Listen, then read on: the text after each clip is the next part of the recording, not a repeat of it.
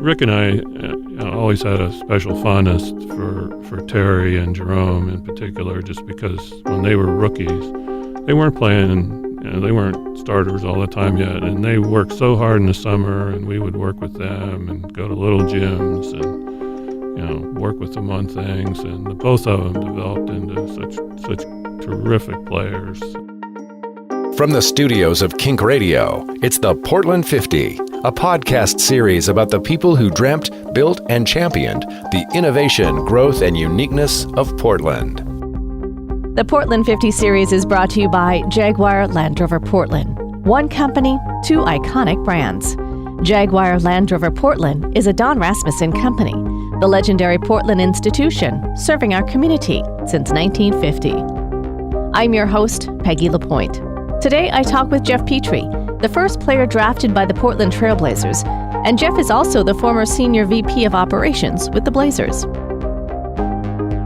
It was the spring of 70 in that draft, the 70 draft, the year I graduated from Princeton. And all of a sudden there was this real deep voice on the other end of the phone said, "Hi, I'm Harry Glickman, and I'm the general manager of the Portland Trailblazers, and we've just made you our first pick." So that was sort of my first introduction to, the Blazers and Harry, and just the whole beginnings of what has obviously become a part of the fabric of the community. Exactly. Not unlike KINK.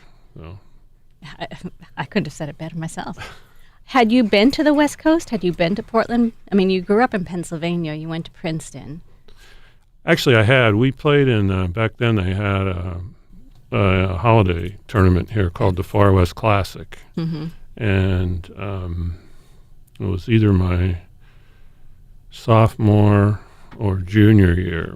We came to Portland and played in that. Mm-hmm. And so we were here for the better part of a week because we played a couple games. Didn't win the tournament, but we stayed in the Mallory Hotel. And to Burnside. Yep, on Burnside, and had a tour of the Janssen factory at that time. And so that was my first introduction to Portland. So it wasn't totally a foreign land when you were drafted and came to Portland. What was that first season like? It was the first season of the Blazers, so in a way, uncharted territory for Portland. And there were a couple other teams that came to be that year. It was Cleveland and Buffalo. Buffalo, yeah. It was Buffalo, who then became San Diego. Right. Who then became, I think, the Houston Rockets. I don't know, it might have been the Clippers. They might have become the Clippers. They've had a long road, but we've stayed here, thankfully. So that first team with Harry Glickman as the owner and you as one of the fresh new faces. It was, for me, just the opportunity to play in the NBA was a lifelong dream for me as a kid. So I was really excited. And Portland being one of three expansion teams that year. It was interesting because the Blazers were actually picked to be the worst of the three by the so-called experts at the time of the expansion teams. And we did end up being the best, which still wasn't very good, but it was just, with Harry and some of the other people that were there at the time that stayed for a long time. Berlin Hodges was one, George Rickles was another. Mm-hmm. Bill Shonley was the original announcer, and Harry really, it was such a great accomplishment to get a franchise and to bring it to Portland. It was a lot of selling and a lot of promoting because it was brand new to the city, and we were going out doing promotional things at Dairy Queens and any place where you could sort of get some people to come and you could promote the team. But it was a really exciting time for me, and certainly as a rookie when you get to play. Yeah. And we had an exciting style of play. And we ended up winning more games than people thought. Really fortunate to be Rookie of the Year that year. So it was really just the beginnings of what obviously has become, a really successful franchise and part of the fabric here. But a lot of it goes back. And Stu Inman was another really key person in the whole development of the franchise. So, the 6 years that I was able to play here before I was hurt, it was always fun, even with sometimes the frustration of either winning or losing. When you mentioned you were out there trying to get people to come to the games and get excitement going for the team, for the Blazers, what was the fan reaction the first year or two? I mean, it was pretty exciting because you did so well the first year. Yeah, I think the interest grew as the season went on. I mean, if you look back at some of those attendance figures, I think early on there might have been 5,000-6,000 people in the old Memorial Coliseum. But then when we were playing the Knicks and the Lakers, who happened to be very good at that time, you were drawing 10, 11, 12,000. And as the season went along, just like anything that's new, people really started to pay more attention to it. And having a major league sport in Portland at that time was, I think, really important for the future of the community and the development of what was going to come over the next 50 years, obviously. But, it was just a great time. The Blazers were the first big team to come to Portland. So, there wasn't a lot of focus on a football team or a baseball team. This was the major team in town for many years, decades even. Yeah. Well, in reality, it still is. I mean, it's the only major league sport. I mean, soccer has been very popular. Harry had a minor league hockey team. I don't know if they're still here or not, but the Winterhawks are here. Yeah. In terms of one of the three major professional sports, having it, and there are some real advantages in it. Having spent my whole career in relatively small market cities, and with only one professional team, which is Portland and Sacramento, I do think that there's when the franchises are run right, that there is a community pride and a community involvement and loyalty that is a little harder to maintain in some of the other bigger markets where there's a lot more competition. Exactly. You glossed over something that we should give a little bit more attention to, and that is you were Rookie of the Year the first year. That's first year in Blazer history, Blazer operation, and, it's kind of a big deal. Well, I was just really fortunate. Like I say, I always wanted to be a ball player. Even at Princeton, which I'm glad I went there. I got a great education, but I still wanted to be a professional basketball player. And I actually was co-rookie because Dave Cowens from Boston was also a rookie that year with the Celtics. And but we had a wide open style with Raul and Todd, and I think I grew as the season went along, and we won more games than people thought. Had some pretty good games in some of the bigger markets when we played there. I feel very fortunate, but also very grateful that it turned out that way. Right. Well, there have been 4 Rookie of the Year Blazers, and you're the first one. Then Sidney Wicks. Was that the next year? That was he won it the year after I won it. Yep. And then Brandon Roy and Damian Lillard, of course. You also held the Blazers' individual scoring record for one game at 51 until Damon Stoudemire came around with 54 in 2005. So that's a pretty long record to hold, too.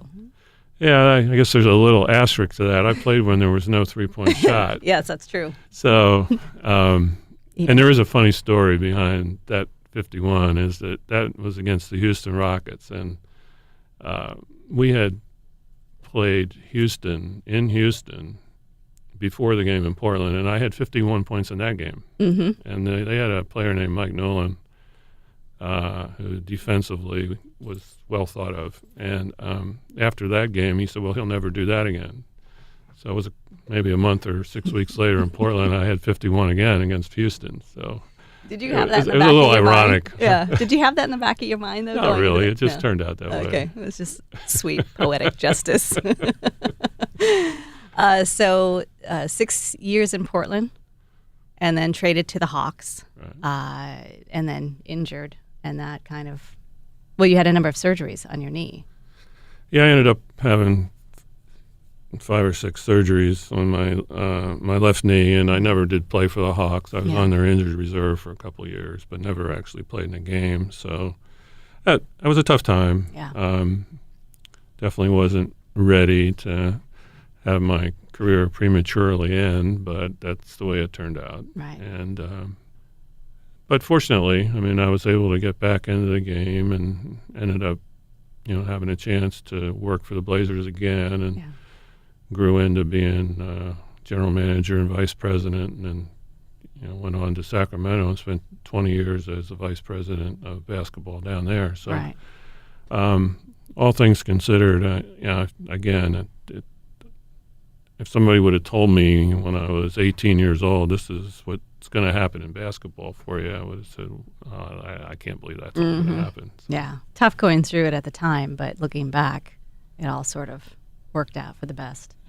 So you mentioned you came back to the Blazers. You came back in 85 and worked with Bill Schonely doing commentating on the radio. And then you worked as a coach for a little bit, and then, as you mentioned, GM and VP. What was that like going, you were out of basketball for a while after your surgeries, came back and progressed your way up to the Blazer organization? Well, I really have to acknowledge 2 people there. One was John Spolstra, and then the second was Harry Glickman, again, for giving me the opportunity. John initially with the radio and working with Bill, and it also was at a time where the Blazers were transitioning into a championship level team, and then when Rick Adelman became the coach, and Rick and I were roommates, right, in the first couple of years of the Blazers. But Harry, he called me in the office and put the collective bargaining agreement down on the table and said, "I want you to read this and come back in a week and tell me what you think."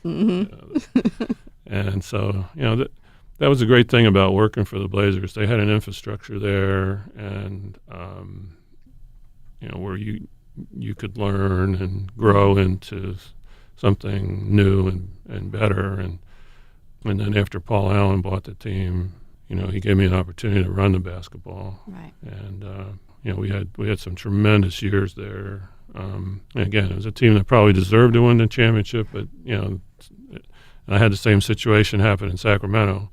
But sometimes it just doesn't work out that way. Going back to Harry Glickman, it sounds like it was in many ways a family atmosphere. I mean, this was a dream that he worked hard to create, and was at the helm of it for a number of decades. And I've heard only great stories about him. I think Harry was very loyal. I mean, I don't know that people really appreciate how much effort and it took to convince not only the original owners to put up the money, which was Larry Weinberg and Herman Sarkowski, and another fellow from New Jersey. He might have been Bob Weinstein. I might not have that right. But anyway, just to put that all together and then convince the NBA League office that Portland would be a viable NBA city, because, I mean, coming from the East, when I was in the East, if I said, well, where do you live? I say, I live in Portland. They go, you mean Portland, Maine, don't you? There wasn't a lot of name recognition nationally at that time. Now there certainly is now. I was going to say in the 70s, really not at all. And so the Blazers, I think, really, as time went on, were a real entree into Portland being, hey, that's a really cool place. Yeah, put Portland on the map in many ways. And then you mentioned Rick Adelman. You were roommates with him and played with him, and then had him as your coach, as your GM. That must have been kind of neat to be able to go back and work with one of your former teammates. Yeah, I mean, Rick and I have a long history together in basketball, and just being teammates, having a coach GM relationship, and and it happened in Portland, it happened in Sacramento. I mean, we won a lot of games together. Yeah. And I really think Rick is one of the best coaches that probably hasn't had the type of acknowledgement that he deserves, and really had one of the best minds for free-flowing offense of all the coaches I've been around. So we had some great years together, a lot of fun times, a lot of exciting times, and it's one of those life stories that now, when you're older, you look back on and say, hey, we were really a good team. You're listening to KINK's Portland 50 series. I'll continue my conversation with Geoff Petrie in a moment, but I wanted to thank our sponsor. The Portland 50 series is presented by Jaguar Land Rover Portland. One company, two iconic brands.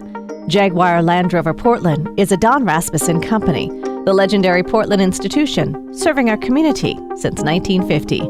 Now back to my conversation with Geoff Petrie, the first player drafted by the Portland Trailblazers. This is about the time that I moved to Portland, shortly after I moved to Portland, when the Blazers were doing so well. Couple of Western Conference finals, and then the NBA final. I mean, the team of Clyde Drexler, Kevin Duckworth, Jerome Kersey, Terry Porter, Cliff Robinson, Buck Williams. I mean, those are names that people who have been in Portland in the 90s, they're beloved. Yeah, and I think they should. I mean, it's just natural to. They were so much fun to watch. They were very athletic.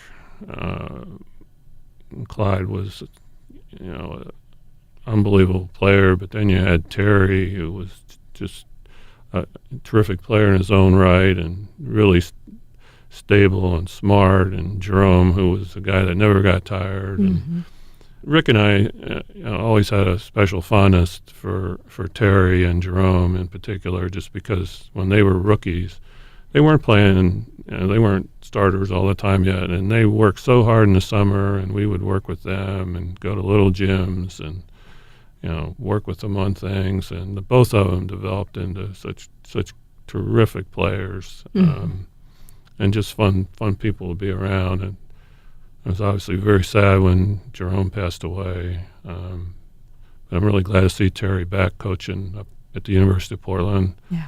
Got a challenge on his hands, but I'm sure he'll end up doing a really good job. Well, and they were beloved by Portland. And I can't quite put my finger on it, but charming, is that the word I'm thinking of? They were just so endearing. Yeah. Well, I remember I think it was after we lost to Detroit in the finals, and that was a team that kind of came out of nowhere. Nobody thought at the beginning of that season that the Blazers would end up in the NBA Finals. But on top of Clyde and Jerome and Terry, I mean, the trade for Buck Williams really was the final piece that put that team over the top in terms of being at an elite level in the league. But I remember when we came back, Paul and the organization, we had a rally down here at Pioneer Square, and it was just so electric down there. And of course, the next year we had the best record in the league, but lost in the conference final to the Lakers. That was and then the next year we went to the finals again against Chicago with Michael Jordan. And it's funny how it works out that way. I mean, the best team was probably the middle year when we had the best record. But it doesn't always work out that you get to the finals or win a title. But we were probably the most consistent. Yeah. Because and Danny Ainge was on that team. That's right. Also, because we traded for him. And he later became a coach. Right. With the Blazers. So, but I think we were 27-3 or something in January, and just really rolling. Mm-hmm. No, those are a number of years in a row that there was a lot of excitement. Red hot and rolling, right? Yeah, exactly, exactly. So that was in the early 90s. After that, you moved down to Sacramento for a number of years. I went to Sacramento in '94, the summer of '94, and then I was there until the summer of 13. Right. Almost 2 decades.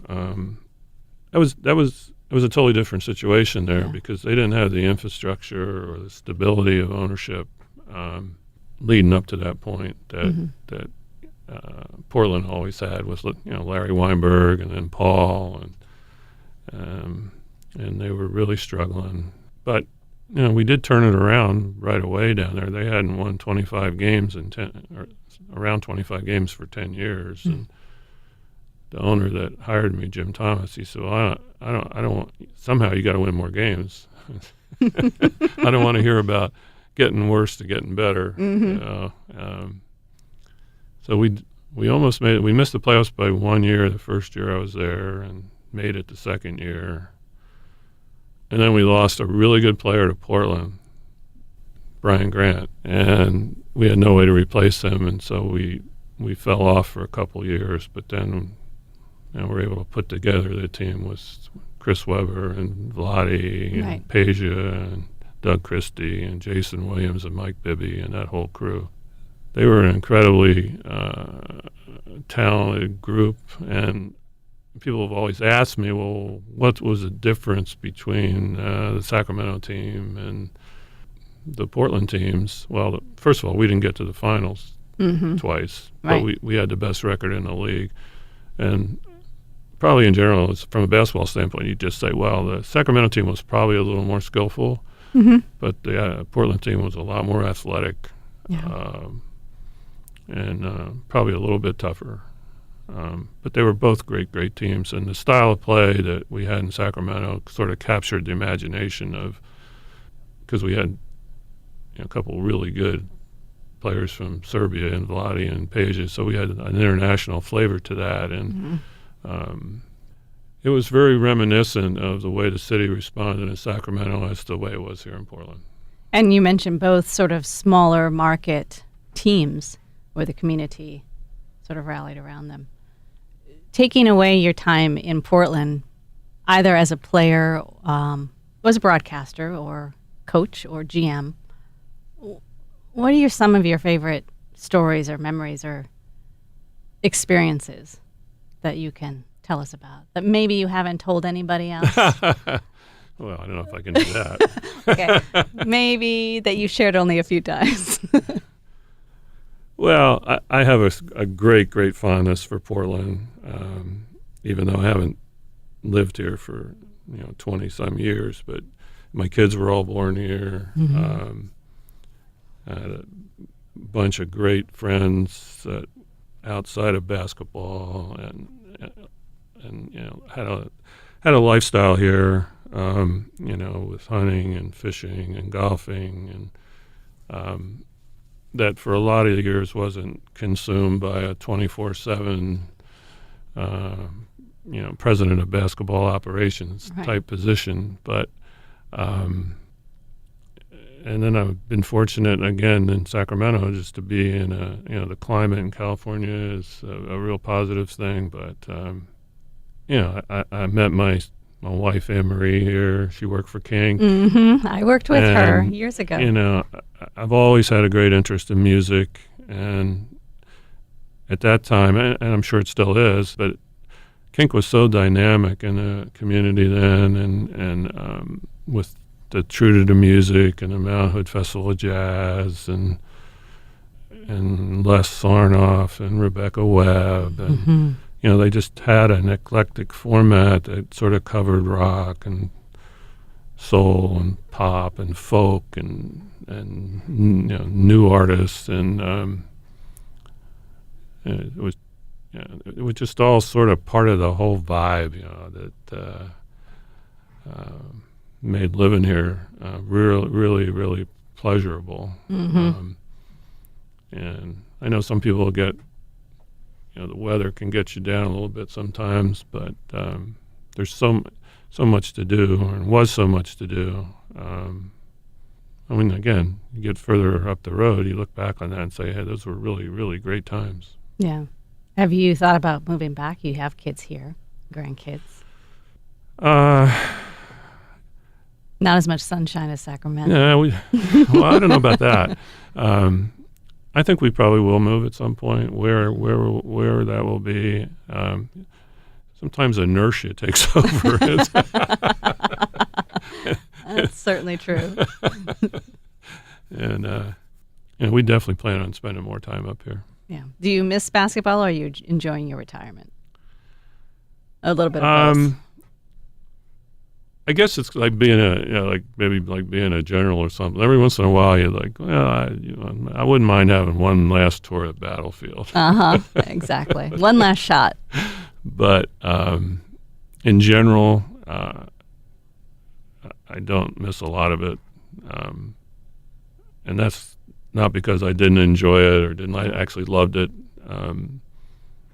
but all the years of staying up till midnight or later, watching games or going to your games or being in a sports bar in Timbuktu at 1 a.m. because your game's on late. Mm-hmm.